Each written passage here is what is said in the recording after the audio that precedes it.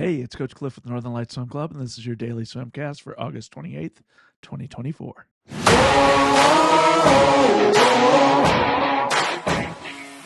We're coming off a pretty fun practice where we were working with Brett Hawk's swim propellers, the drag propellers, with our silver group, and the kids had a blast. It's a lot of fun working with consistent drag like that, and we had on fins, and we were powering through some sprints, and the kids had a blast. So we're coming off that workout, and we're going into a workout that has a little bit more VO2 max type swimming in it, and it's going to be an intense day. So we're going to get started with a set of 300 choice swim, 200 choice kick, and then some 25s choice kick as well. We're getting our legs warmed up for that first main set. First main set is going to be a set where we go 75 freestyle fast on the 130, then a 50 freestyle fast on the 130, and then 325 sprint kick on the minute. No fins on these, just really trying to finish out what is essentially a broken 200 with our legs. So we want to finish all of our swims with fast legs, and this set is no different. 3 times through, 75, 50, then 325s kick. Really finish strong with these legs, and we'll be doing that again in the next main swim. It's been a while since I dished one of these out. We've got a Boss 500 in our practice today. Boss 500 is a training tool that I've been using for a few years now. It's a broken 500. It's broken at the 350. So you go 350 freestyle fast, 90% effort or better, trying to build into the middle of that swim.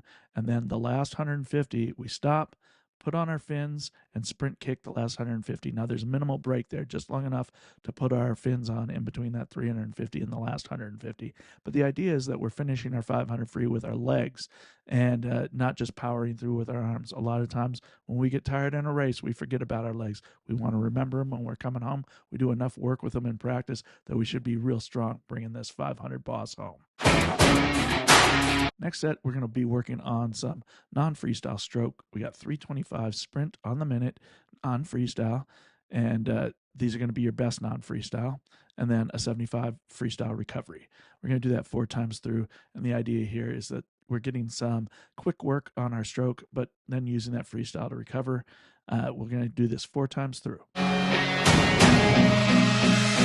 Next set, we're going to be working on some non-freestyle stroke. We got 325 sprint on the minute on freestyle, and these are going to be your best non-freestyle, and then a 75 freestyle recovery. We're going to do that 4 times through, and the idea here is that we're getting some quick work on our stroke, but then using that freestyle to recover. We're going to do this 4 times through. As I was analyzing the content of this practice and the last few practices, I realized that we'd slipped away from doing our butterfly work at the end of practice. I like doing butterfly at the end for a couple of reasons. It sends you home nice and tired, but for more than that, I want to be able to do fly fast at the end of meets. And a lot of times, especially like at our state champ meet, formerly known as JO's, that 100 fly is on the last day of the meet, and it's one of the last events, and it's pretty tough. So I want to make sure that you guys are ready to do fly at a moment's notice. 1025s, fly, sprint. We're going to be working on our hip technique on this, making sure that we have fast hips, undulating, generating good power for our kick, and to help get us rolling through with that arm recovery. So 1025s on the minute, sprint kick here, not sprint kick, sprint fly. And that'll be it for the end of practice. I'll see you at the pool.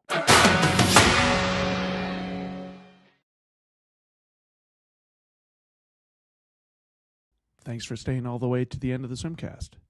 Please click like and then subscribe. I'll see you at the pool.